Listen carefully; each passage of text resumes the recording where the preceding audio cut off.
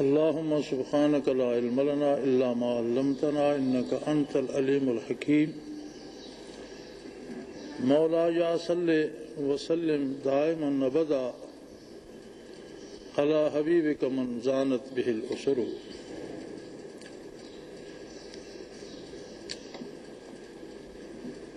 ہمارا آج کا موضوع کچھ روزمرہ کے حالات سے تھوڑا سا ہٹ کر ہے، لیکن میرے خیال میں انتہائی ضروری موضوع ہے اور بڑی قابل توجہ بات ہے۔ پرسوں کی غالباً بات ہے، کسی شخص نے آگے کسی اور کا سوال مجھ پر پیش کیا، اس سے کسی نے سوال کیا تھا، اس نے مجھ سے کر دیا، یہ شاید پرسوں کی بات ہے۔ محبت کیا ہے؟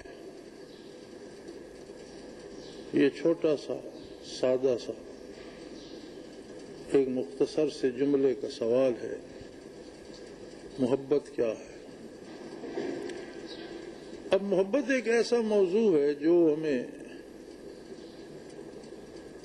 ادب سے لے کر تاریخ تک ہر شعبے میں ملتا ہے۔ ہم اگر تاریخ کو دیکھنا چاہیں تو اس میں محبت کرنے والوں کے، محبوبوں کے، محبوں کے قصے ملیں گے۔ ہمارے ادب کا سارا مدار ہی اس ایک لفظ پر ہے، محبت۔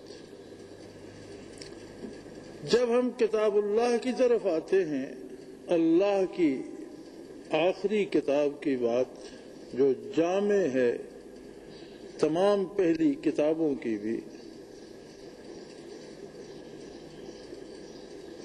تو محبت کی بات ہوتی ہے۔ کتاب اللہ میں بھی بات محبت پہ آ جاتی ہے۔ نبی کریم صلی اللہ علیہ وآلہ وسلم جو حاصل کائنات ہیں، رحمت مجسم ہے،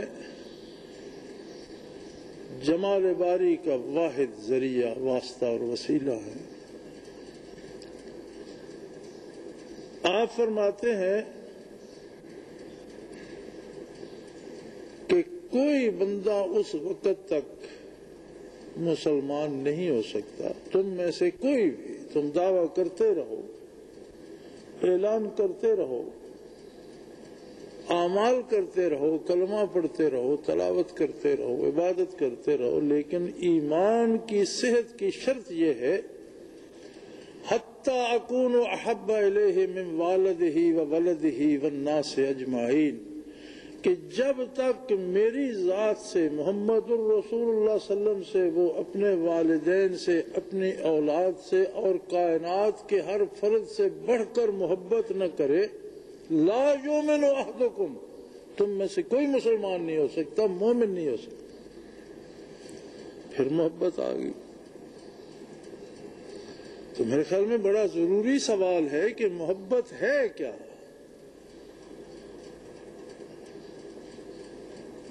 جس کی طلب بارگاہ الوہیت میں بھی ہے، جس کا مطالبہ خاتم النبیین صلی اللہ علیہ وآلہ وسلم بھی فرماتے ہیں، جس کا مطالبہ دوست بھی کرتے ہیں، جس کا مطالبہ والدین بھی کرتے ہیں، جس کی طلب اولاد کو بھی ہے،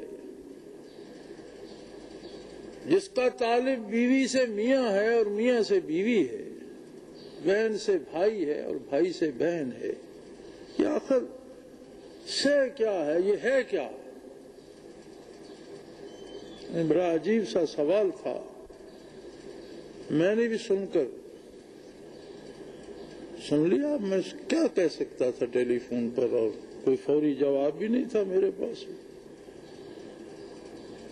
اور مجھے بات بھول گئی، مجھے یاد نہیں رہا کسی نے سوال کیا نہیں کیا، باتوں میں ٹیلی فون پہ بات ہو رہی تھی، باتوں میں بات گزر گئی۔ سیری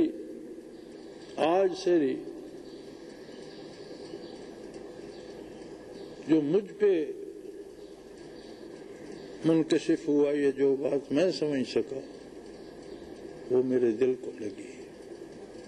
میں نے چاہا کہ یہ لوگوں کی امانت ہے، اسے لوگوں تک پہنچا دیا جائے۔ میرے پاس بہترین ذریعہ یہی ہے، کیسٹ بن جائے گی، آڈیو بن جائے گی، ویڈیو بن جائے گی، المرشد میں چلی جائے گی، بہت سے لوگوں تک پہنچ جائے گی۔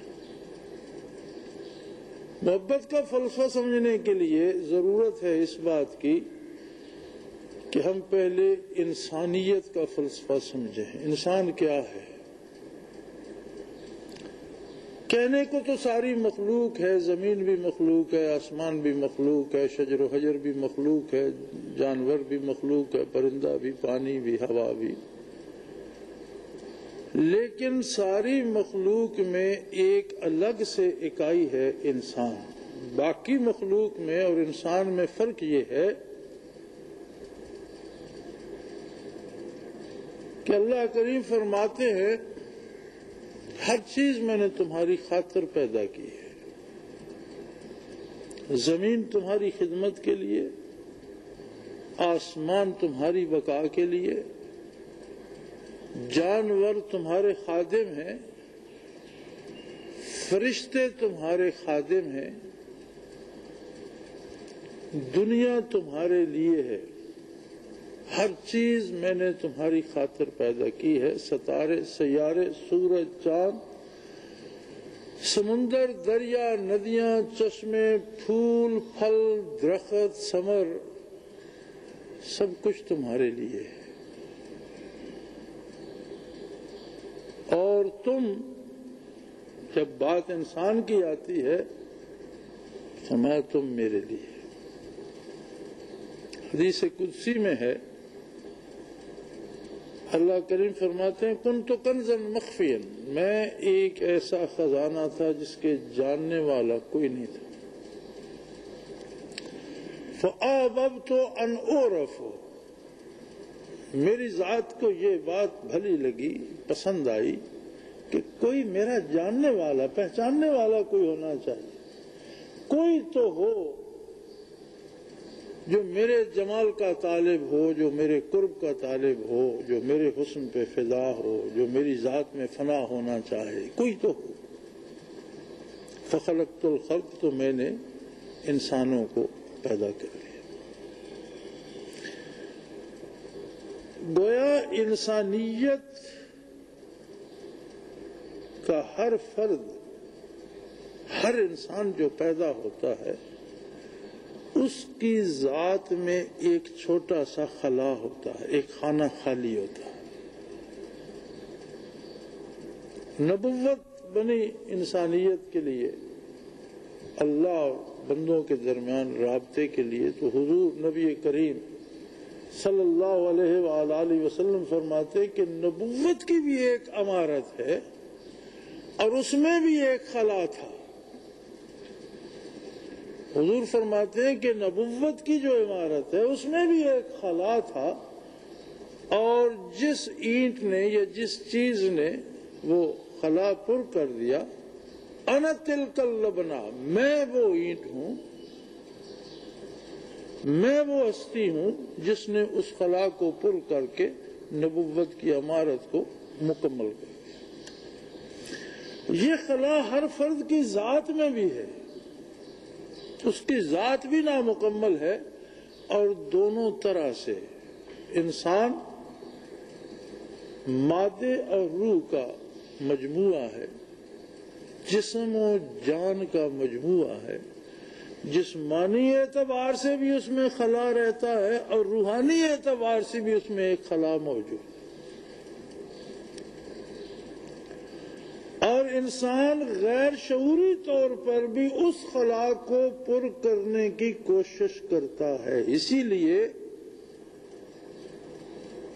آپ دیکھیں کہ جو لوگ تہذیب سے دور ہو گئے، علم سے محروم ہو گئے، جنگلوں میں چلے گئے، وحشی بن گئے، لباس سے بے نیاز ہو گئے، اخلاقیات سے بے نیاز ہو گئے، تہذیب کے ضابطوں اور قاعدوں سے لیکن کسی کی پوجا کرنے سے، کسی کو اپنا بنانے سے، مذہب کے نام پر رسومات سے بے نیاز نہیں ہوئے۔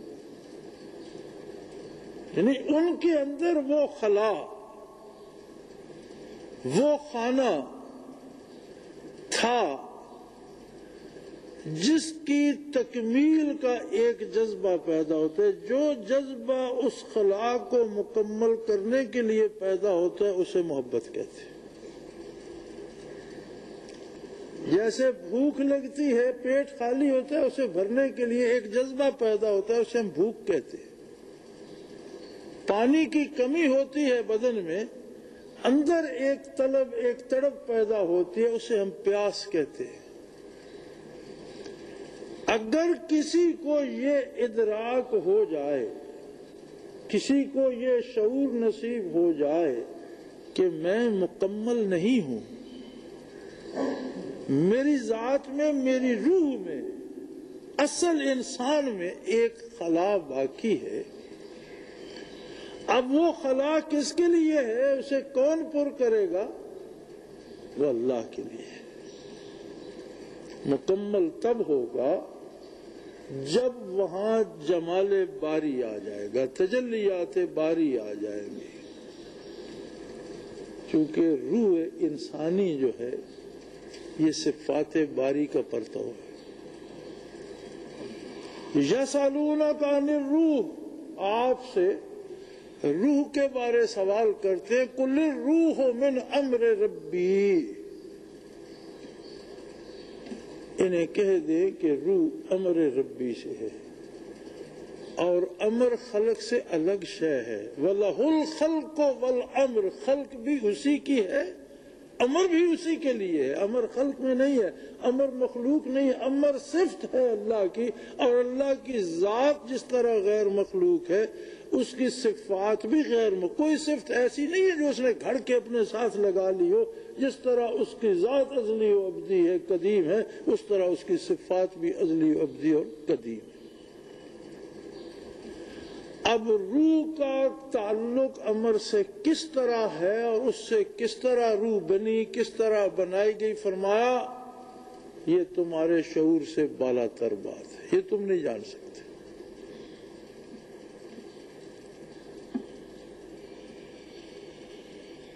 قل الروح من امر ربی وما اوتیتم من العلم الا قلیلا، انسانی ذہن اور انسانی علوم کی رسائی اس حد تک نہیں ہے کہ روح بنی کس طرح اسے سمجھ سکیں۔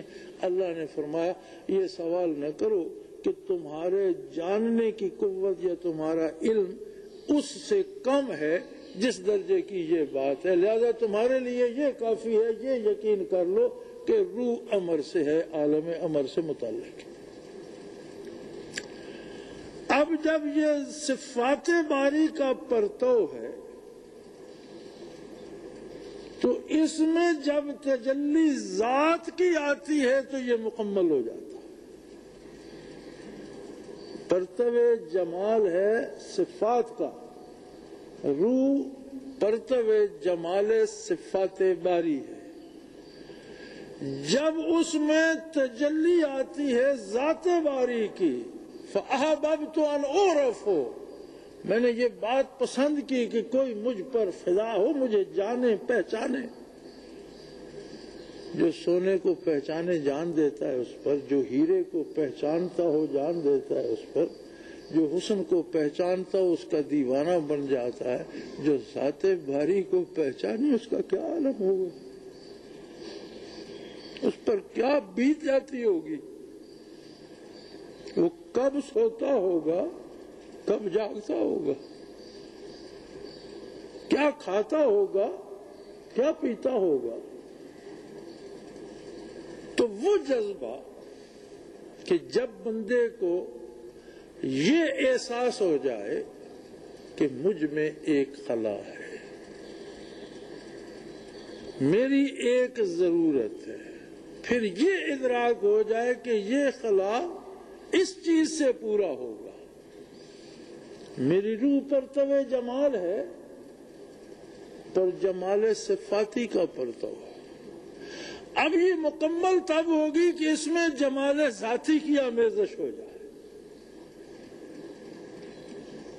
تو جو طلب پیدا ہو جائے گی حصول جمال ذات کے لیے اسے محبت کہیں گے. اس لیے قرآن کہتا ہے والذین آمنوا اشد حبا للہ.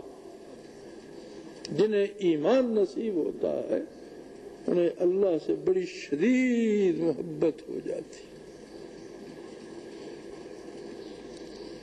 اب یہ جمال باری تک کیسے پہنچے؟ ایک ہی راستہ، ایک ہی ذات، ایک ہی وجود، ایک ہی جمال ایسا ہے کہ جو ایک نگاہ میں اسے جمال باری تک پہنچا دے. وہ ذات ہے محمد الرسول اللہ صلی اللہ علیہ وسلم. تو محبت الہی کا انحصار عشق رسول پر ہے. کسی کو پتہ چل جائے کہ مجھے فلاں چیز چاہیے اور وہ فلاں صاحب کے پاس ہے، اس تک پہنچنے کے لیے کتنے ہیلے کرے گا، کس کس کے پاس جائے گا، کس کس کی منت سماجت کرے گا، کس کس کا احسان سر لینا چاہے گا. اور جب یہ پتہ چل جائے کہ میری ضرورت جو میرے اندر حقیقی انسان ہے اس کی ضرورت جمال ذات باری ہے اور مل سکتی ہے حبیب کبریا صلی اللہ علیہ وآلہ وسلم کے وسیلے سے، تو کتنی طلب پیدا ہو جائے گی اپنے آپ کو بارگاہ رسالت تک پہنچانے اور آپ کے قدموں میں فدا کرنے کی. احد کا میدان ہے،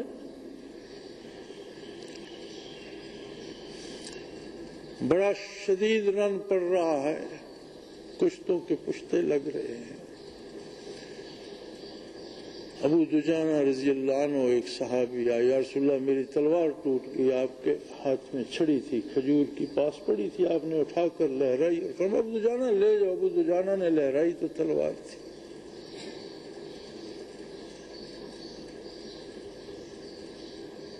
اور جب اہل مکہ بھاگ رہے تھے تو مکہ کی بھاگتی ہوئی عورتیں ان کے سامنے سے گزری، انہوں نے تلوار اٹھائی، کسی کو ماری نہیں کہ یہ تلوار اس قابل نہیں ہے کہ عورت پہ چلائی جائے، یہ اس کی شان کے خلاف.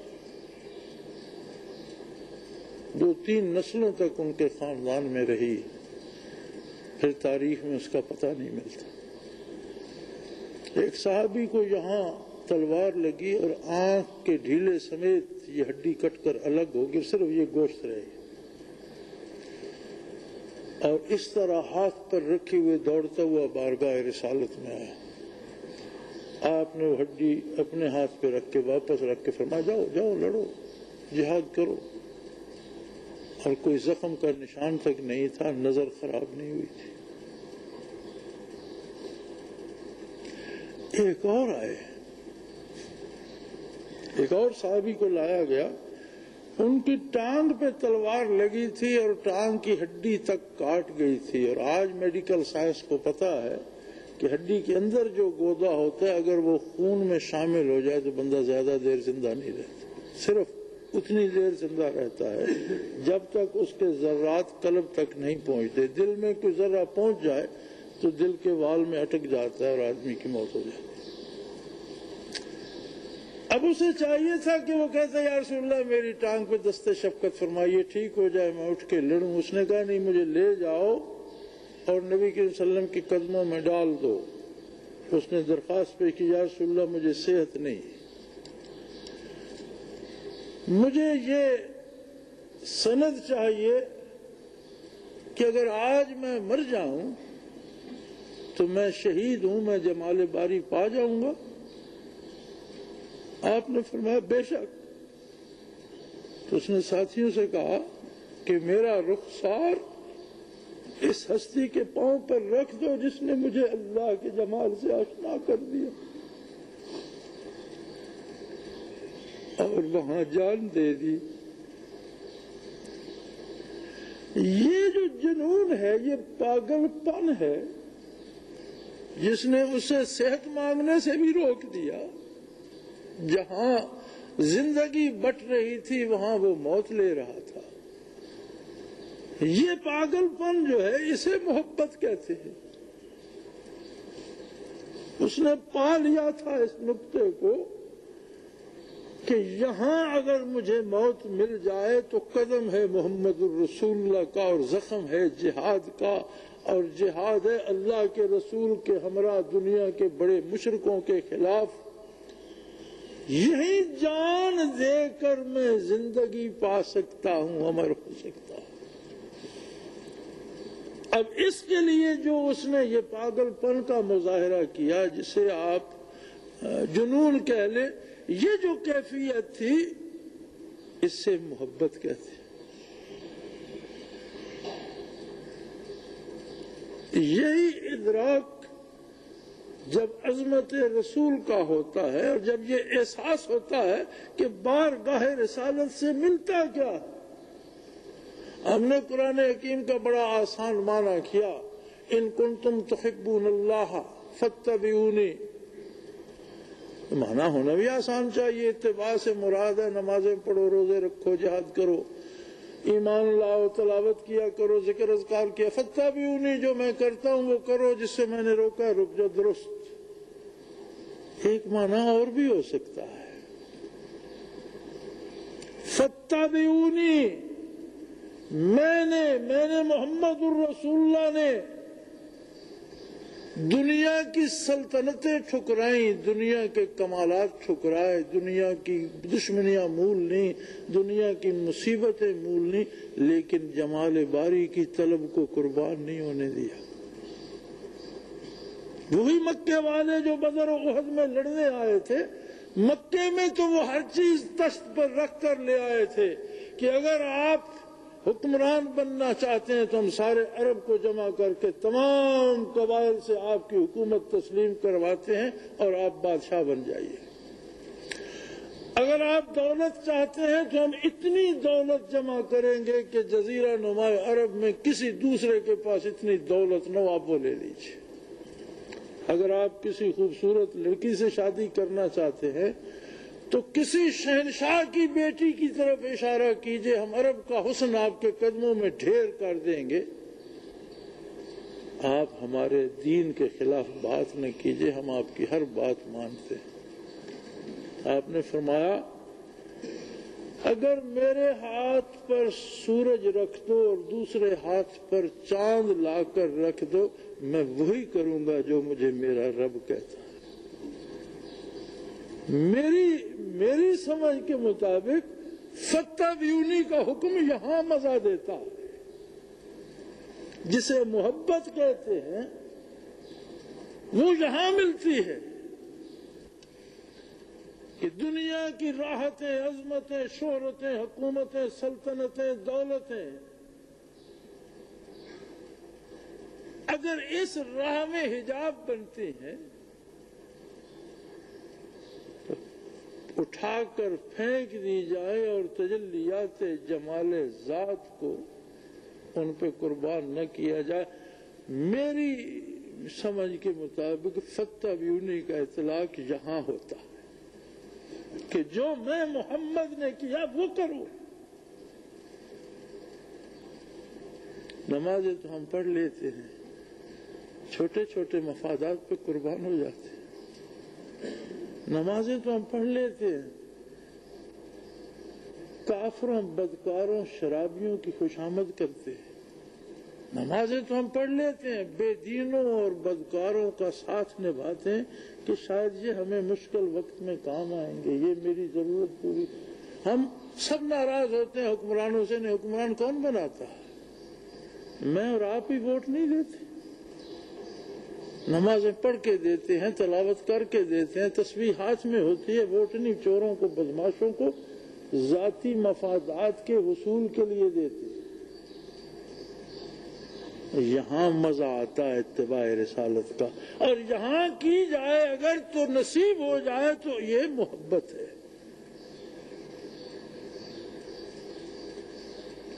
محبت یہ ہے کہ یہ ادراک ہو جائے، یہ سب سے پہلے تو یہ سمجھ آ جائے کہ میں نامکمل ہوں، میری ضرورت ہے کچھ، وہ کچھ کس کے پاس ہے؟ وہ ہے محمد الرسول اللہ کے پاس۔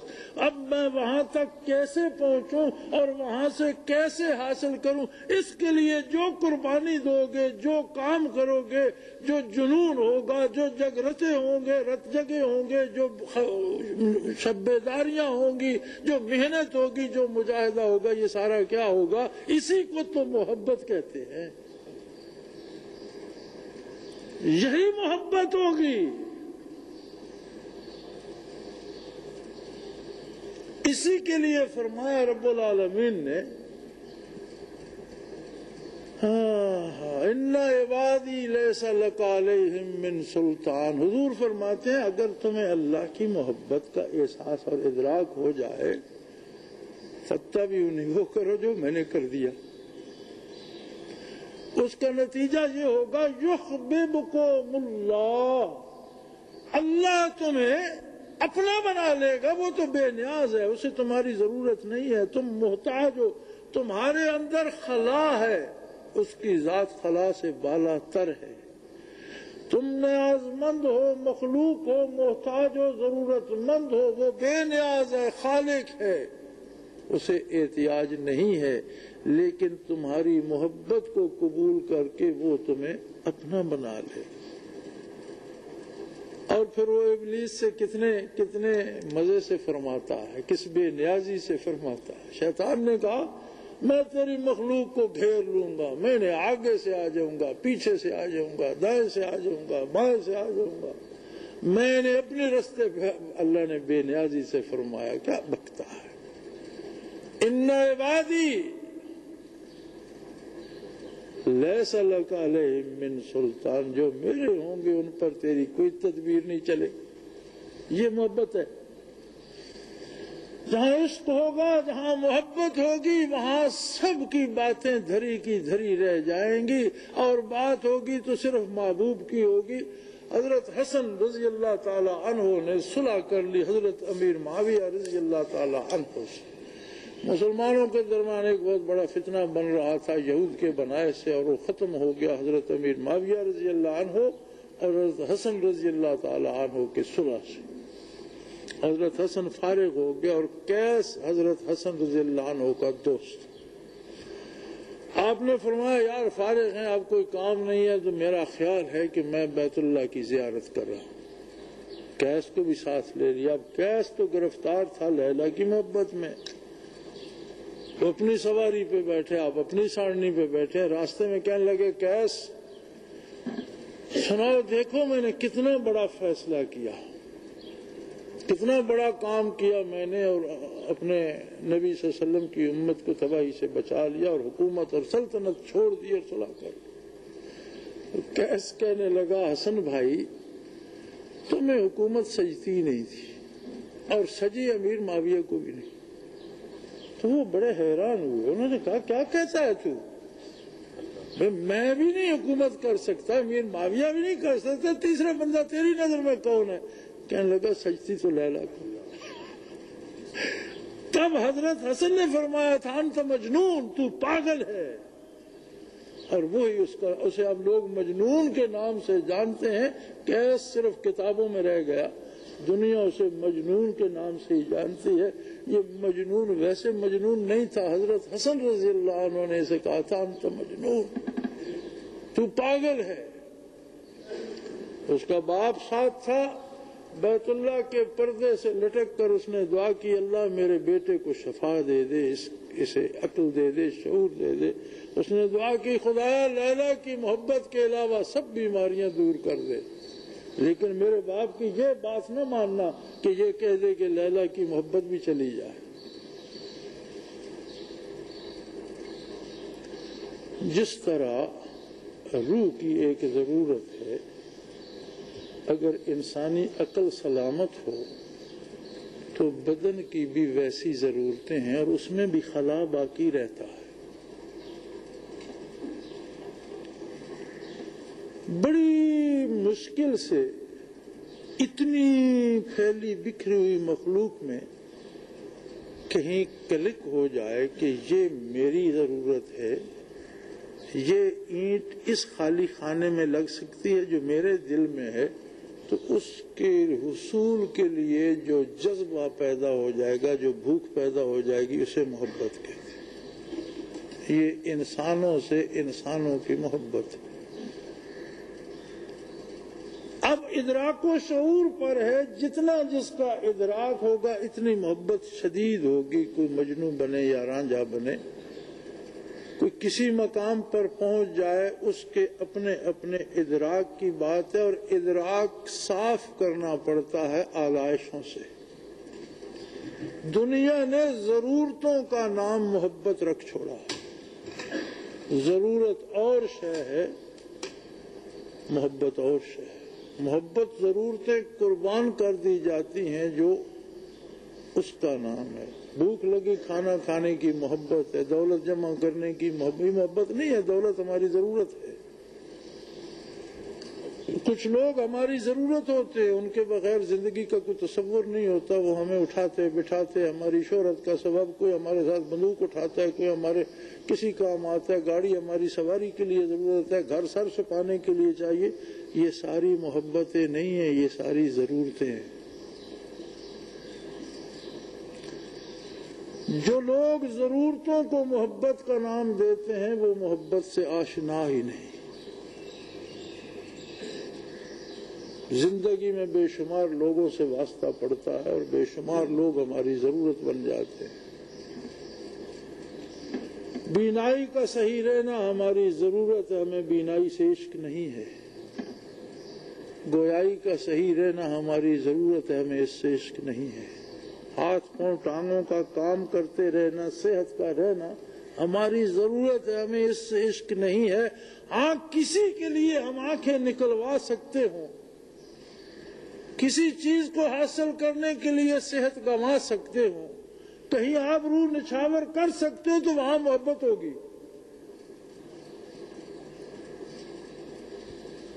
یہ اپنے اپنے ادراک کی بات ہے۔ کوئی اپنے ادراک کو اتنا ہی صاف کر سکا کہ وہ جسمانی محبتوں، مادی محبتوں تک پہنچ سکا، اور کسی نے اسے ایسا چمکایا کہ حقیقی مقصد حیات جو تھا محبت الہی اسے پا گیا۔ لیکن محبت بہرحال محبت ہے جو گدلے، میلے، بدبودار مزاجوں کو نصیب نہیں ہوتی، ترگس کے ذہن میں نہیں آتی۔ مردار کھانے والوں کو وہ شعور نصیب نہیں ہوتا، حرام کھانے والے، جھوٹ بولنے والے اور بدکاروں کو وہ احساس نصیب نہیں ہوتا۔ وہ ایک تقدس سے، ایک پاکیزگی سے، ایک خوبصورتی سے، ایک صفائی سے جو بدن سے لے کر روح کی گہرائی تک کرنا پڑتی ہے، ایک سلجھاؤ جو معاملات سے لے کر اخلاقیات تک،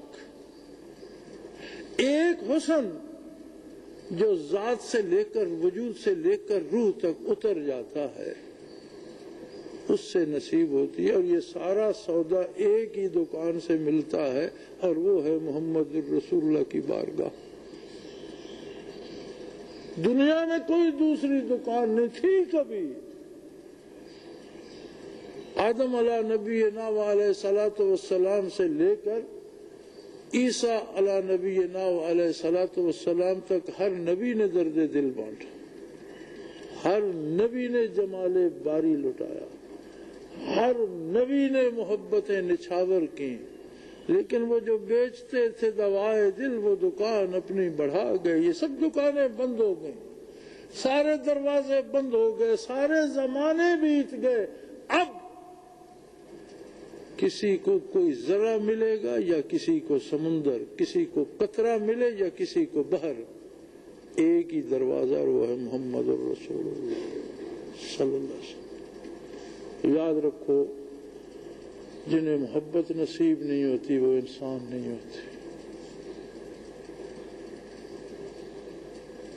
انہیں انسانیت نصیب نہیں ہوتی۔